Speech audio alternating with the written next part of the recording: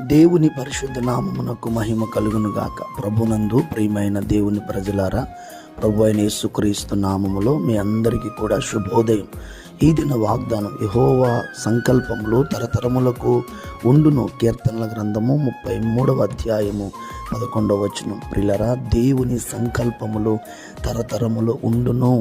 దేవుని ఆలోచన, దేవుని ఉద్దేశం తరతరములు నిలుచును. ప్రియులరా, ఈ సమయమందు ఒక విషయాన్ని మీతో చెప్పడానికి ఇష్టపడతా ఉన్నాను. మన జీవితంలో, ఈ లోకంలో మనం పుట్టిన తర్వాత చాలాసార్లు ఏమనుకుంటూ ఉంటామంటే, నా జీవితం, నా బ్రతుకు ఏంటి, నేను ఇంతేనా అని చాలాసార్లు ఆలోచన చేస్తాం.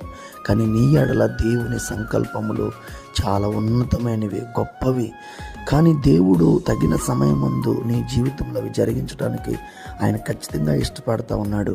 కనుక యేసు వైపు చూడు. ఆయన సంకల్పాన్ని అద్భుతంగా నీ ఎడల యేసయ్య జరిగించునుగాక.